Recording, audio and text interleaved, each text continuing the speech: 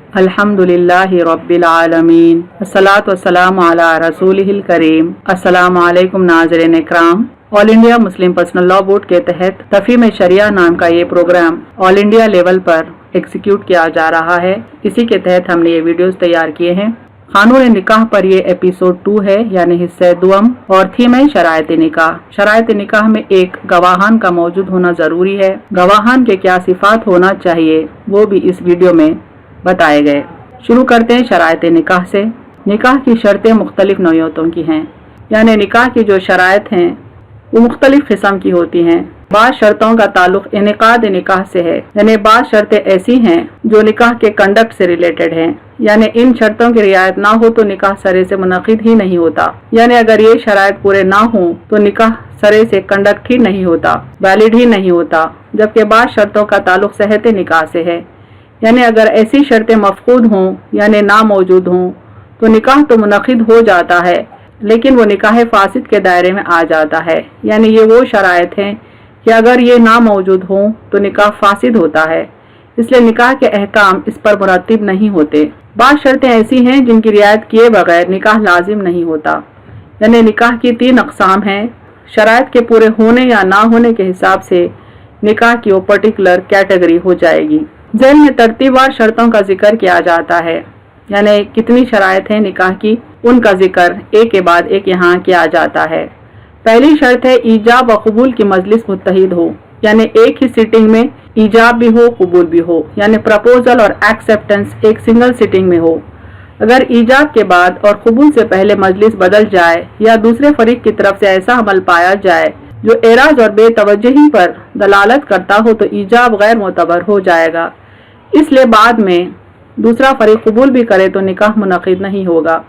یعنی single setting میں ہی یہ ضروری ہے کہ پرپوز کیا جائے اور ایکسیپٹ کیا جائے۔ اگر پرپوز کرنے کے بعد ایکسیپٹنس سے پہلے سیٹنگ ختم ہو جائے، مجلس ختم ہو جائے یا دوسرا فریق پرپوزل کی طرف دھیان نہ دے، توجہ نہ دے تو پرپوزل غیر معتبر ہو جائے گا، یعنی انویلڈ ہو جائے گا، اور بعد میں اگر اس کو ایکسیپٹ بھی کیا جائے تو نکاح منعقد نہیں ہوگا۔ دوسری شرط ہے ایجاب و قبول کرنے والے کو تصرف کی اہلیت ہونی چاہیے، یعنی وہ ٹرانزیکشنز کرنے کے کیپیبل ہو، اہل ہو۔ چنانچہ اگر غیر ذی شعور بچہ یا مجنون ایجاب و قبول کرے تو نکاح منعقد نہیں ہوگا، یعنی اگر ایسا بچہ جو بہت ہی چھوٹا ہو، جس کو شعور نہ ہو، یا کوئی مجنون ہو یعنی پاگل ہو، اگر وہ ایجاب یا قبول کرتا ہے تو نکاح سرے سے منعقد نہیں ہوگا۔ ہاں اگر بچہ ذی شعور ہو، یعنی بچہ بڑا ہو چکا ہو اور شعور میں آ چکا ہو، بات کو سمجھتا ہو اور نکاح کا ایجاب و قبول کر لے تو نکاح تو منعقد ہو جائے گا اور صحیح بھی ہوگا، لیکن ایسا نکاح لازم نہ ہوگا۔ یعنی اگر ذی شعور بچہ نکاح کرتا ہے، ایجاب یا قبول کرتا ہے تو نکاح تو منعقد ہو جائے گا، نکاح صحیح بھی کہلائے گا، لیکن یہ نکاح لازم نہ ہوگا، یعنی بائنڈنگ نہ ہوگا، بلکہ موقوف رہے گا، یعنی پوسٹ پون رہے گا۔ اور یہ نکاح ولی کی ثوابدید یعنی مصلحت پر لازم بھی ہو سکتا ہے اور کالعدم بھی قرار دیا جا سکتا ہے، یعنی اس بچے کا ولی، اس بچے کا گارڈین یہ ڈیسائیڈ کرے گا کہ یہ نکاح لازم ہونا مناسب ہے یا اس کو کینسل کرنا مناسب ہے، یعنی ولی کے ڈیسیشن پر یہ نکاح چاہے تو لازم بھی ہو سکتا ہے، چاہے تو کینسل بھی ہو سکتا ہے، یعنی بائنڈنگ بھی ہو سکتا ہے، نان بائنڈنگ بھی ہو سکتا ہے۔ نکاح کی تیسری شرط دیکھیں، ایجاب و قبول کرنے والے ایک دوسرے کے کلام کو حقیقتاً یا حکماً سنیں، توجہ سے سنے، نیند یا نشے میں نہ ہو، اور یہ ایسی زبان میں ہو جسے دونوں فریق سمجھتے ہوں، یعنی پرپوزل اور ایکسیپٹنس دونوں کے لیے ایسی لینگویج یوز کی جائے جو دونوں فریق سمجھ سکتے ہوں اور دونوں نے پرپوزل اور ایکسیپٹنس کو سنا ہو اور حکماً سنا ہو۔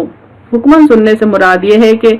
ایک فریق موجود نہ ہو اور ایجاب نکاح سے متعلق اس کی تحریر موجود ہو، دوسرا فریق یا کوئی اور اس تحریر کو پڑھے اور فریق دوم گواہان اسے سن لیں تو یہ بھی فریق اول کے کلام کو حکماً سننا سمجھا جائے گا اور نکاح منعقد ہو جائے گا۔ یعنی حکماً سننے سے مراد یہ ہے کہ بذات خود دونوں فریق موجود ہوں، ایک دوسرے کے کلام کو سنیں یا ایجاب نکاح سے متعلق اس کی تحریر موجود ہو، یعنی پرپوزل رائٹنگ میں دیا گیا ہو اور دوسرا فریق یا کوئی اور اس تحریر کو پڑھے، یعنی تحریر کو بلند آواز میں پڑھنا یہ ضروری ہے، یا تو دوسرا فریق خود پڑھے یا اس کے بہاف پر اس تحریر کو کوئی دوسرا پڑھے اور فریق دوم گواہان اسے سن لیں۔ یعنی فریق دوم کو بھی وہ تحریر سننا ضروری ہوگا، گواہان کو بھی وہ تحریر جو پرپوزل کے سلسلے میں سننا ضروری ہوگا، تو یہ بھی فریق اول کے کلام کو حکماً سننا سمجھا جائے گا، یعنی پرپوزل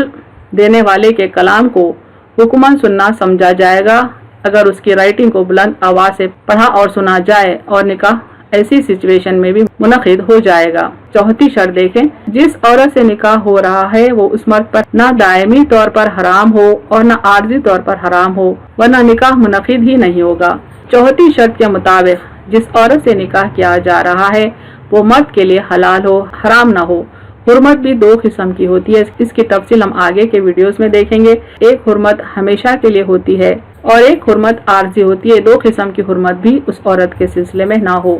پانچویں شرط ہے، عقد نکاح کے وقت گواہان کا پایا جانا ضروری ہے۔ آپ صلی اللہ علیہ وسلم نے فرمایا کہ ولی اور عادل گواہوں کے بغیر نکاح نہیں ہو سکتا، یعنی نکاح کے وقت ولی ہو یعنی گارڈین ہو اور ساتھ میں دو گواہ بھی موجود ہوں۔ البتہ مالکیہ کے نزدیک ٹھیک عقد نکاح کے وقت گواہان کا ہونا شرط نہیں بلکہ مستحب ہے، لیکن زوجین کے اکجائی سے پہلے دو عادل اشخاص کو گواہ بنانا ضروری ہے۔ گویا نکاح پر گواہی مالکیہ کے نزدیک بھی ضروری ہے، یعنی احناف کے نزدیک عقد نکاح کے وقت دو گواہان کا ہونا ضروری ہے۔ البتہ امام مالک کے قول کے مطابق عین عقد نکاح کے وقت گواہان کا ہونا ضروری نہیں، لیکن زوجین کے اکجائی سے پہلے یعنی دلہن کی وداعی سے پہلے دو عادل اشخاص کا ہونا گواہ کی حیثیت سے یہ ضروری ہے۔ چھٹی شرط دیکھیں نکاح کی، نکاح منعقد ہونے کے لیے یہ بھی شرط ہے کہ ایجاب و قبول کے الفاظ میں زوجین کا تذکرہ اس طرح کیا جائے کہ ہر فریق دوسرے کے لیے اور گواہوں کے لیے معلوم و متعین ہو جائیں، یعنی نکاح کے موقع پر یہ بھی ضروری ہے، یہ بھی ایک شرط ہے کہ ایجاب کرنے والے کا نام، اس کی تفصیل کلیئر الفاظ میں ڈکلیئر کی جائے، اس طرح سے قبول کرنے والے کا نام اور اس کی تفصیل بھی کلیئر الفاظ میں ڈکلیئر کی جائے، یعنی ان دونوں کے ڈیٹیلز تمام گواہوں کو کلیئرٹی کے ساتھ معلوم ہو جائیں، بلکہ دونوں فریق بھی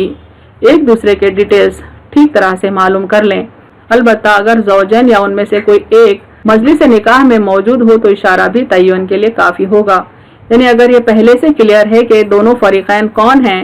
تو ایک اشارہ بھی عقد نکاح کے موقع پر کافی ہو جائے گا۔ ساتویں شرط دیکھیں، اگر ایجاب و قبول میں ایسا لفظ ذکر کیا جائے جسے نکاح کا کسی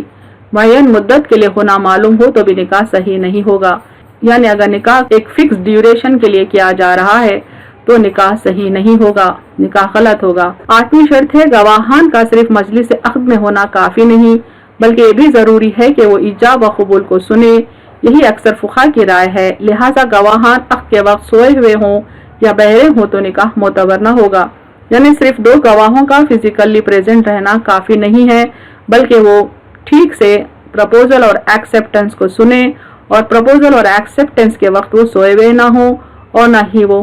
قدرتی طور پر بہرے ہوں، بلکہ ان کے لیے ضروری ہے کہ پرپوزل اور ایکسیپٹنس کو کلیئرٹی کے ساتھ سنیں۔ شرائط نکاح سے ہی ریلیٹڈ یہ شرط کہ ہم مزید تفصیل دیکھتے ہیں کہ نکاح کے گواہان اور مطلوبہ اوصاف ان کے کیا ہونے چاہیے۔ ضروری ہے کہ نکاح کے گواہان دو مرد ہوں یا ایک مرد اور دو عورتیں ہوں، یہ سب عاقل بالغ ہوں، گواہان کو عادل ہونا چاہیے۔ یہاں پر گواہان کی تفصیل بتائی جا رہی ہے کہ نکاح کے لیے کم سے کم دو مرد گواہ ہوں یا ایک مرد اور دو عورتیں ہوں، یہ سب عاقل و بالغ ہوں، یعنی سب کے سب عقل والے ہوں، سمجھ رکھتے ہوں، مجنون نہ ہوں، اور بالغ ہوں یعنی ایڈلٹ ہوں، بچے نہ ہوں، مائنر نہ ہوں۔ گواہان کو عادل ہونا چاہیے، یعنی ان کو جسٹ ہونا چاہیے، انصاف پسند ہونا چاہیے۔ لیکن اگر فاسق بھی ہوں یعنی گناہگار ہوں تو نکاح منعقد ہو جائے گا، البتہ اگر آئندہ نکاح کے منعقد ہونے اور نہ ہونے کے سلسلے میں اختلاف ہو جائے تو قاضی فاسق کی گواہی رد کر سکتا ہے، یعنی اگر گواہ فاسق ہوں، گناہگار ہوں، جھوٹی گواہی دے سکتے ہوں اور نکاح ہونے کے بعد اگر مستقبل میں کوئی مسئلہ آیا تو قاضی ایسے فاسق گواہوں کی گواہی کو رد کر سکتا ہے۔ اس عقد نکاح کے وقت عادل گواہان کو رکھنا چاہیے، یعنی صحیح کردار رکھنے والے، انصاف کی بات کرنے والے گواہان کو عقد نکاح کے وقت رکھنا چاہیے۔ اگر گواہ میں ایسا شخص رکھا جائے جس کی گواہی شوہر یا بیوی کے حق میں معتبر نہیں، پھر بھی نکاح منعقد ہو جاتا ہے، یعنی ایسا شخص گواہی دے رہا ہے جس کی گواہی عدلیہ کے قانون کے مطابق ناقابل قبول ہو، تب بھی نکاح ہو جاتا ہے۔ لیکن اگر خدا نخواستہ نکاح کے مسئلے میں آئندہ اختلاف ہو جائیں تو ان کی گواہی سے نکاح ثابت نہیں ہو سکے گا۔ یعنی اگر نکاح ہونے کے بعد کچھ ایسے پرابلمز آ جائیں جن کے سبب عدالت کو جانا پڑے اور ان کی گواہی نہ قبول کی جائے تو پھر نکاح ثابت نہیں ہو سکتا۔ اس لیے گواہان میں ایسے لوگوں کو رکھا جائے جن کی گواہی خاصی کے پاس معتبر ہو۔ شوہر و بیوی کے اصول یعنی ان کے اسینڈنٹ جیسے باپ ماں اوپر تک، اور فروع یعنی ان کے ڈیسینڈنٹس جیسے اولاد نیچے تک، ایسے لوگوں میں ہیں جن کے گواہ ہونے پر نکاح منعقد ہو جاتا ہے، لیکن عدالت میں نکاح ثابت کرنے کے لیے ان کی گواہی معتبر نہیں ہوگی۔ یعنی شوہر یا بیوی کے اسینڈنٹس ہوں یا ڈیسینڈنٹس ہوں، اگر ایسے لوگ گواہ ہوتے ہیں نکاح کے موقع پر تو نکاح تو ہو جاتا ہے، لیکن اگر معاملہ عدالت میں جاتا ہے تو ان کی گواہی ناقابل قبول ہوگی، لہذا نکاح کو ثابت کرنا مشکل ہو جائے گا۔ نیز گواہوں کے عاقل و بالغ ہونے کے علاوہ یہ بھی شرط ہے کہ مسلمان ہوں۔ انہیں گواہوں کے لیے یہ بھی ضروری ہے کہ وہ مسلمان بھی ہوں، صرف ان کا عاقل ہونا یا بالغ ہونا کافی نہیں۔ بہرے نہ ہو، ایجاب و قبول کو دونوں ایک ساتھ سنیں۔ یعنی اگر مسلمان تو ہیں لیکن بہرے ہیں تو بھی وہ گواہ نہیں ہو سکتے، چونکہ ان کے لیے ضروری ہے کہ وہ ایجاب و قبول کو سنیں۔ ایجاب و قبول ایسی زبان میں ہو جسے گواہان سمجھتے ہوں اور دلہا و دلہن ان کے نزدیک معلوم و متعین ہو۔ یعنی یہ بات پر انسسٹ کیا جا رہا ہے کہ پرپوزل اور ایکسیپٹنس ایسی لینگویج میں ہو جس کو گواہان یعنی گواہ سمجھتے ہوں، اور دلہا دلہن کون ہیں یہ بات گواہان کو معلوم ہو، ان کے لیے متعین ہو۔ وآخر دعوانا الحمد للہ رب العالمین۔